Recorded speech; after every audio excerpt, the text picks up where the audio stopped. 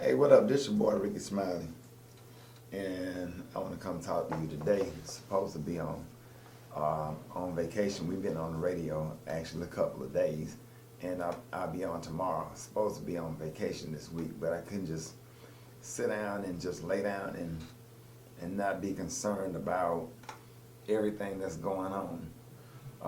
I am really disturbed, like I said on the radio this morning, about the whole Alton Sterling situation down in Baton Rouge, Louisiana, and then Philando Castle up in Minnesota. And I'm telling you right now, we are at a state of emergency because, you know, our people are being, seem like it's just modern day lynching, systematic racism, everything that's going on, and it's bad. People are scared, you know, people are hurt, you know, people are panicking, and we sit over here afraid of police officers who's supposed to serve and protect, and we're paying our tax dollars to. We don't work for them, they work for us. And to see those brothers being shot down the way they were shot down within less than 24 hours is absolutely disturbing. And I am sad, and I just need, and one of the things that I want to talk about, I am calling on two groups of people. I'm calling on more police officers to get up and step up to the plate and speak out like Nakia Jones did, police officer from Cleveland, Ohio. I'm encouraging, I'm asking more police officers to start speaking out and to start going to your police chief and having these conversations. Because just like Nakia Jones said, if you are afraid of people that don't look like you and you scared of black people or whatever, then you need to take the police off, the police uniform off, and you need to go to another community and police, because it's all about community policing.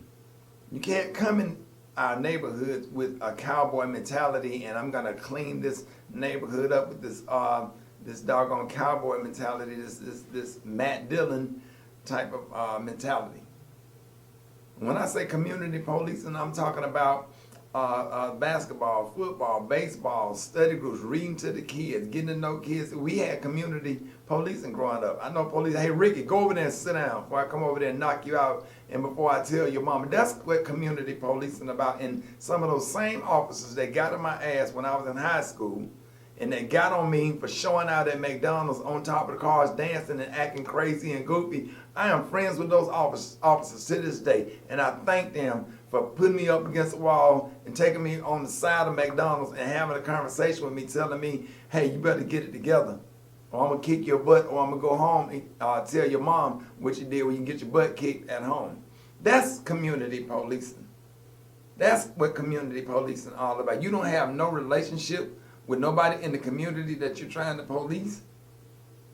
I don't know. I can't understand how it seems like, you know, like a lot of these police officers have traded in their Ku Klux Klan robes for badges. Are we doing background checks with some of these police officers? Were they bullied in the high school? What is really going on here? And now that you got Donald Trump running for president and stuff, and it's just kind of ramping up and amping up people, and it's getting people ginned up, you know, ready to go, ready to kill somebody. All of this stuff, and most of this stuff, is a referendum of Barack Obama being president of the United States. Because we want our country back. Make America great again. All of this kind of stuff, all of these dog whistles. See, I go all the way back to the civil rights movement. Like I grew up in the 70s. I remember being 7 years old when George Sand shot a black woman, Benita Carter, in the back as she sat in her car. And I was there when that riot happened. I was there when black folks got angry enough and came out enough to vote Richard Arrington, the first black mayor of the city of Birmingham, Alabama. And I knew Benita Carter. I knew Benita Carter's mother and father, Mr. and Miss Carter. And that made national news. It's sad. I need other police officers to speak out, and I need other races to speak out. I need white people to get involved. You can't say that you care about black people and that you have black friends and you see us getting mistreated and getting murdered and you don't speak out or say nothing about it. What's the difference between that and you stand there and you see a woman getting raped or whatever and you say at the end, good thing I'm not like that guy, and walk away? You're not gonna help? You see somebody drinking, but they drowning in a swimming pool, and just because they had a drink or something, you're not gonna help them and grab them or throw them a lifeline where they can pull themselves out of the water? You don't care? Because if you're not part of the solution, you're part of the problem. And that's part of the problem, is that other races and other ethnicities are not speaking out. And it's sad. You can't sit up there and say you care about everybody and you love God or whatever. You know, the Bible teaches us that we're supposed to help our fellow man. What about the least of these? You live in your house and you got your big flat screen TV and you making money and you doing good or whatever, but you don't care about people that's being mistreated and being suffered. You don't want it for yourself. You don't want mistreatment for yourself. So why is it okay to sit back and watch us get mistreated, or any other race? It's sad. And we got to do something. And more people need to step up to the plate. You can't take Black Lives Matter and flip it into All Lives Matter. Because if all lives mattered, it wouldn't be no Black Lives Matter. If all lives matter. If all lives matter, we wouldn't be having this conversation. What's the purpose of talking about Black Lives Matter? If all lives matter, it wouldn't be no Black Lives Matter. You don't see people going to a breast cancer, a Susan G. Komen breast cancer event with signs that said diabetes matter. You call the fire department, yes, all houses matter. But we need to pay attention to the house that's on fire. The other houses are not burning. Pay attention to the houses that are on fire. Yes, all the houses matter. We all know that, but we don't have to say it. Well, okay, you down here, the fire department, you putting out this fire right here, but what about my house? Your house ain't on fire. See, sometimes you have to give an analogy to make people think. Can't explain it to them. All these schmuck people making comments and stuff, and all lives matter. Yes, we get that, and we knew that from day one. It should, but it's not, apparently. So you sit up here talking about, and then even the black people that's jumping on Twitter and jumping on Instagram and jumping on Facebook talking about, well, you need to do this and you need to do that and blah, blah, blah, blah, blah. How is it that a white person can walk in a movie theater or walk in a school or walk in a church and kill all of these people, murder 4 to 9 to 12 people, and get apprehended? And one, they took the Burger King and got him something to eat before they took him to jail. After he killed 9 black people in a church, but he gets apprehended. And then you got all of these black people over here that didn't kill anybody get murdered. And you can sit back and you don't have nothing to say about that. All these police officers jumping on Twitter or whatever. You don't have to be on the other side of the barricade. In uniform, you need to be on the side with us, protesting with us, and trying to get an understanding and supporting us. Because your job is to protect us. So why are you on the other side of the barricade? It's wrong. It ain't about black and white. It's about right and wrong. Shout out to all the white people that came down south back in the 60s and put it all out on the line, and some giving their lives and cared about our issues. Bernie Sanders was one of them. You can clearly see Bernie Sanders sitting a few feet behind Dr. Martin Luther King when they was marching. I'm just using that for an example. So what are we going to do? We don't have any more Muhammad Ali's and Jim Brown. And I'm putting my job at risk. I got sponsors. I do advertising. I got commercials. I got all kind of commercials and stuff right here that I have to read. I'm putting it all on the line to speak out for what's right. I could lose all of my endorsements. I got plenty of them that I read, that I get paid to do these commercials every morning on this morning show. I'm putting it all out on the line. Because I'm going to tell you something about me. I'd rather die broke and have stood for something than die with all the riches of the world and haven't stood for anything. I mean that. It's proof. I did it this morning. I came off a vacation. No, you ain't going to just do that. No, we're going to have this conversation, and I'm going to do whatever it is that I need to do. Whatever it is I can do. And more people need to speak out. And I'm going to say everybody up here in these neighborhoods, in the hood, in Birmingham, the hood in Tuscaloosa, Chicago, St. Louis, Miami, West Palm Beach, Charleston, Columbia, Nashville, Dallas, Oak Cliff, everything around LA that's out here doing this black on black crime. You can't say that we don't talk about that, because we got people on the ground dealing with black on black crime, working hard every single day to try to stop black on black crime, but they don't get noticed by the media. You don't see the people, the former Bloods and the former Crips and former criminals trying to help these kids and work. That stuff don't make news. They're on the ground working every day, every week, every month, every year, trying to stop black on black crime.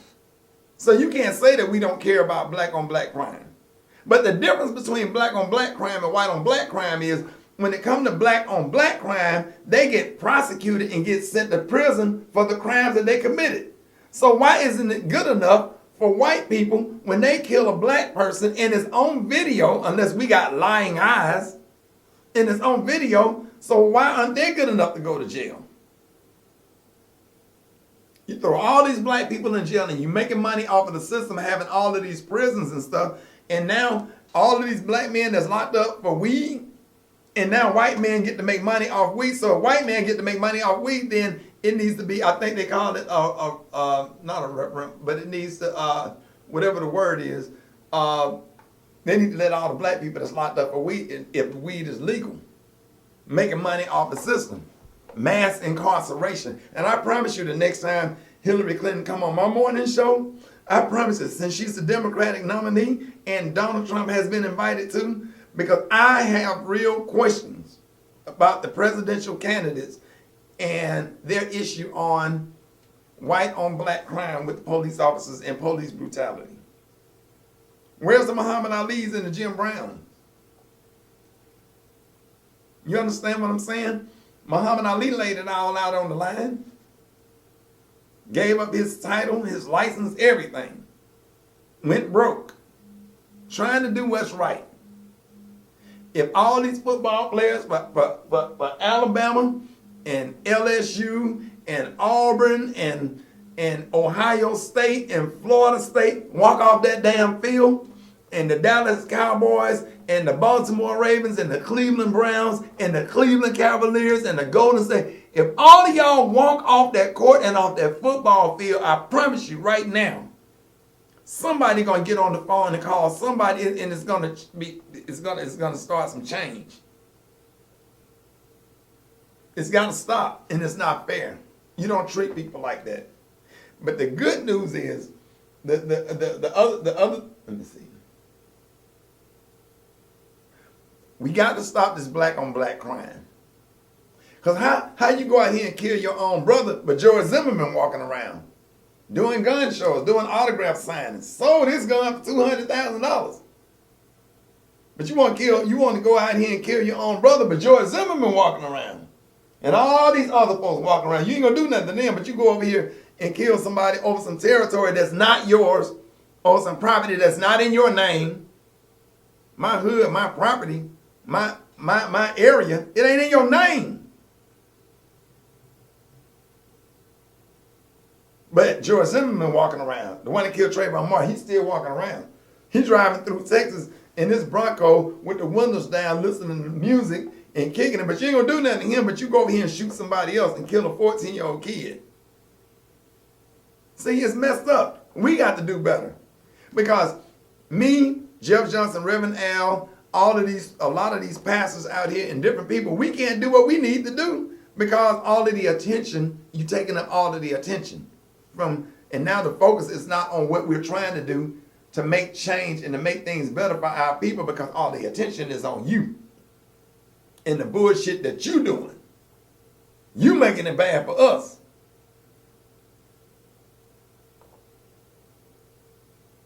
The other issue is, man, we don't vote until we get mad. We don't vote until a presidential election and until we get pissed off about something.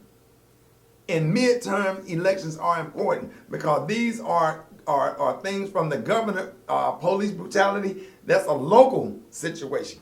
President Obama can't get on a plane and go and grab the police officer and put him in jail. Only thing he can do is call Loretta Lynch and the Justice Department and get them involved and get them to investigate. That's it. That's why local elections are important. Your mayor, your city council, your county commissioner, your school board, all of this stuff. That's why it's important. We got to do better. Can't just go out and vote for a presidential election and say that you voted. I leave Atlanta and have driven all the way to Birmingham, 2 hours and 15 minutes just to go to my neighborhood and vote. And I've been doing it for years. I get on a plane and fly out of town just to go vote. Because I don't even know how to do an absentee ballot. I don't even have time for all that. I just go and vote. I'm just kind of set in my way. I just go and vote. But it just makes me feel better to mark it and vote and put it in the machine. I don't even trust sending it in. So we're going to have to do something. And marching and protesting and tearing up stuff and burning down buildings and all that stuff ain't going to help nothing. It ain't working. Hit people in the pocket. All of it is economic. Stop spending your money. Stop going to places where they treat black people like crap and spending your money. Black people make billions and billions and spend billions and billions of dollars every single year. But you get treated like a second-class citizen. You don't get no respect in the airport, no respect, when you go to Walmart and different places and stuff, you put the credit card in your hand, they take your credit card and they throw it down on the counter. You don't even demand respect. You got to get out of the slave mindset.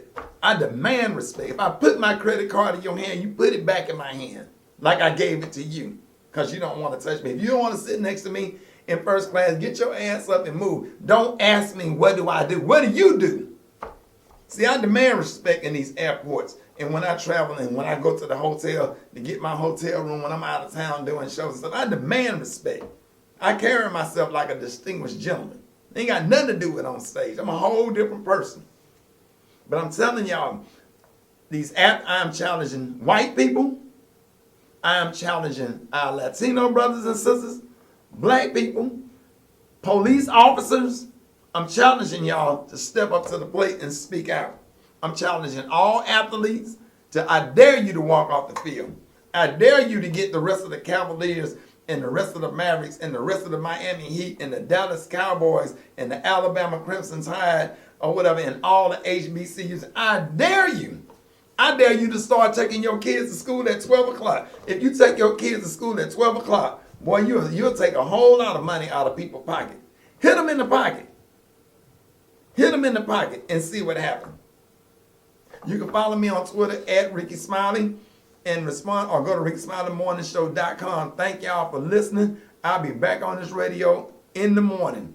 So you can call us up, 866-9-RICKY. We're going to be talking about this for the rest of the week. Thank y'all for listening.